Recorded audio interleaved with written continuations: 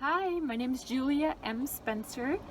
I'm a real estate advisor, investor, and your number one source for real estate advice online. And thank you for joining me on my YouTube channel. Before I forget, make sure you subscribe right here at my website to my newsletter so you can be informed of any kind of coupons and offers I have for my audiobooks, or any kind of new videos that I put out. Also subscribe right here on YouTube so you can be notified whenever I post new videos or whenever I go live. So if you've been a subscriber to my YouTube channel and my newsletter and have watched my videos for a while or listened to my radio show, that you know that I am not very shy about telling you exactly about my qualifications. And I'm actually going to post a video right here on YouTube I did a little while ago that kind of talks about my qualifications. But I am not a financial advisor. I'm not licensed to provide you with financial advice. And I'm also not an attorney, and I'm not a real estate agent. So the advice I offer basically strictly comes from my knowledge and experience as I have worked in the field for many years, and basically my opinion. So that being said, it is backed up by many years of experience, about 25 years now, and I'm also very stringy and very protective of my money. And so that's why I'm bringing you this advice. And I'm confident about the advice I offer, but again, I'm not licensed to sell you any kind of financial products or steer you towards any kind of decision. I'm not a CPA, and I'm not a lawyer. I'm not a real estate agent. I want to just make sure that you understand that, because this has come up with a couple of my coaching sessions, and the coaching sessions are really there to lay out all the options for you, and then you can make your own decision. And I don't steer you towards one decision or another, but I want you to understand what's going on and what makes most sense. And that's kind of like where this video came from. This is basically a video that kind of cautions you a little bit of the CPAs and financial advisors and real estate agents and attorneys out there. And I love all of you all in this field because I work with you all every day, and I have some very trusted, very good people. But when you hire a CPA to do your taxes, for example, or a financial advisor to advise you what kind of life insurance to buy, or mutual funds, or even stocks if you have a stockbroker, or just financial retirement planner like a 401k administrator or something like that, they're gonna, well, first off, they're probably gonna push their agenda. They probably are gonna have certain products that they sell, which is okay because their products might be good ones, but you don't know that because you're only working with that one person, maybe with 2 or 3, but you don't understand maybe the whole picture. And for me, for example, whenever I talk about life insurance, I get confused very quickly. I'm going to start asking repetitive, nonsensical questions, and I feel, I don't feel right asking those questions. So the same goes with a CPA. A CPA is going to look at all your records for the year and accumulate your financial statements that you might need for a loan application or something, or a tax return or whatever. And a financial advisor is going to do, whatever it is that they do. A real estate agent, if you're going to go buy a house, and they're going to basically tell you, of course, the ones that they have listed, because that's where they don't have to share their commission with anybody else. If you are interested in the house that they didn't list, they would have to split the commission, so they're less willing to show you those. And basically they have, again, their agenda. And when you talk to an attorney, of course, an attorney is going to give you all the options for any one specific problem. This is the contract, the way you can write it. For this particular situation, this is how you can write a lease. This is how you can write a sales contract. I'll do this quiet title for you, but they're not going to tell you in a no-nonsense kind of way, do you even need it or not. And so you kind of have to, as the individual investor, but even as a lay, normal person in your everyday financial life, you have to pick the pieces and bits together and put them together into like some cumulative, basically, picture, or cumulative picture, I'm sorry, and basically put all those pieces together so that picture works for you in a financial way. And you don't have this one person that kind of can give you an overview of everything and basically say, okay, that doesn't make sense, and that doesn't make sense. And let me just give you a specific example what I mean by that, because this actually came up on one of my coaching calls. I had an investor that wanted to basically take money out of some of her retirement funds in order to purchase some property to live in, because living in the property was cheaper, that purchase property, than renting in that particular area. So she wanted to know, what can I do to get the down payment, basically, you know? And the first thing I said is, well, let's figure out some way that we can get your property without a down payment for starters, so you don't have to touch your retirement funds. And by the way, I'm not really versatile with retirement funds. I have another coach that does the coaching sessions with me that knows retirement much better than I do, so I'm going to defer that question to him. But let's talk about the real estate side by itself. If you know that in a particular year you're going to be having to make some sort of withdrawal and have possibly a big tax liability, because of course if you take money out of a retirement plan, depending on what kind of fund it was, that's going to have to count as income for you for that year, especially if you take a big chunk like for a down payment.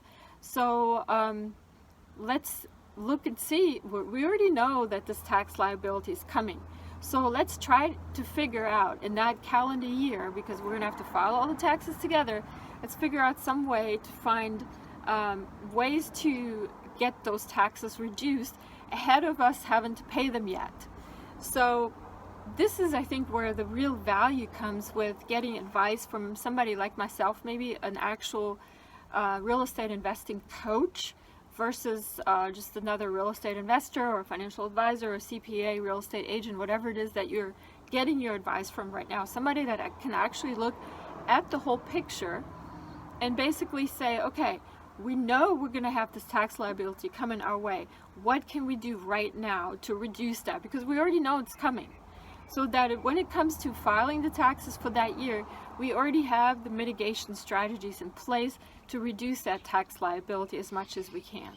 And this is very individual per each person. I can't give you any specific advice on this particular video, but if you think about it, you know, let me just give you another example. Last year, 2019, I had a lot of success. I bought a lot of properties the year before, 2018. They didn't redeem. For some reason, most of the ones I bought didn't redeem. So I ended up with a lot of land. I ended up with a lot of real estate. And I had to figure out what to do with it, because if I'm not using the real estate, then I have to pay taxes on it anyways. And if I'm not renting it, of course, I don't have no rental income to offset those taxes. So I already knew last year that I'm going to have this huge tax liability.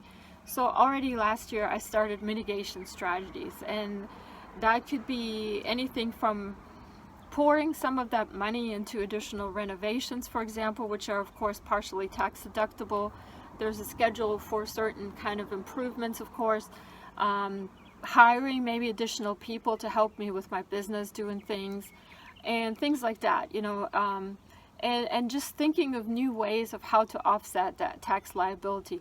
Now, there are ways, of course, to do that with real estate much easier than with any other area.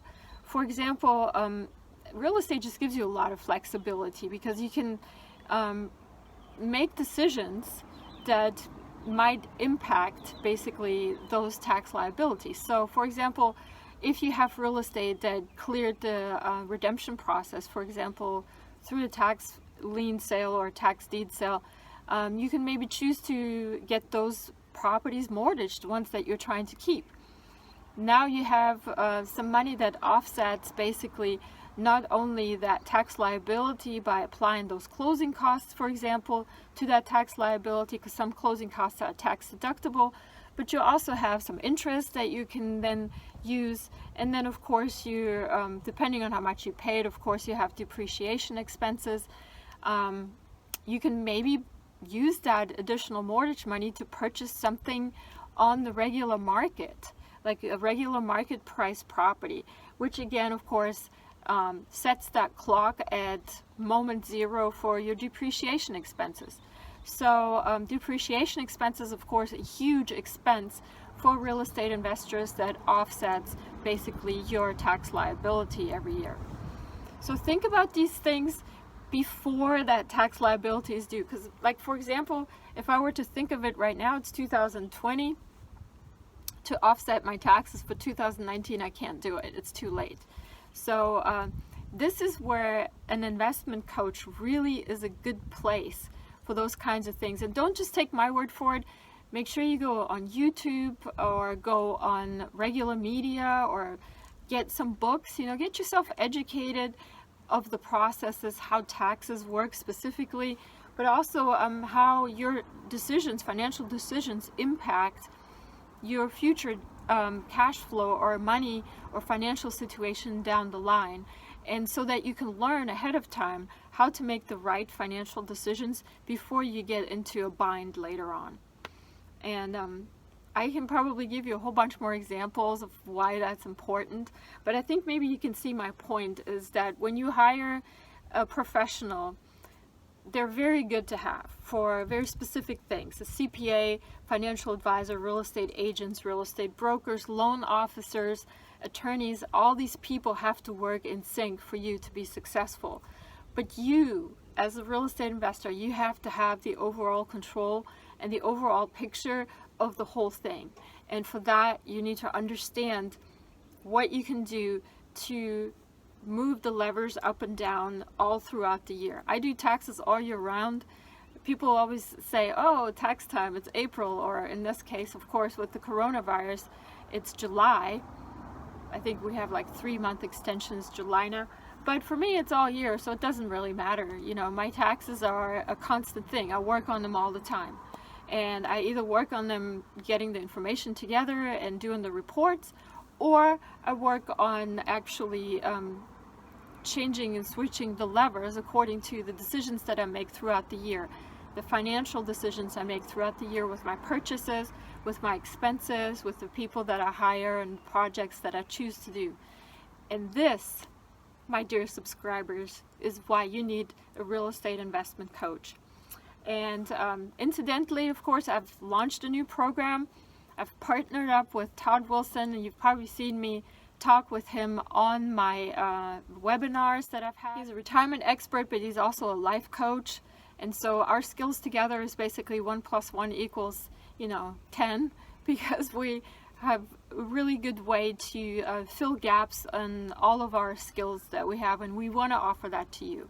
So if you're interested in individual consulting and coaching, I shouldn't say consulting, because consulting is basically just giving you answers, but we're talking about actual coaching, giving you all the options and making you, letting you make your own decisions with the right information and understanding that right situation. Of course, in each individual case, we stand ready to help you. So if you need more information on that, make sure you send me an email, realestate@juliamspencer.com. You can also leave a comment at the bottom of this video, of course. I look forward to hear from you. Make sure you subscribe also at my website right here so I can stay in touch. And I hope you have a great day investing, and I hope to hear from you very, very soon. Have a great day. For your free guide to real estate investing, visit juliamspencer.com.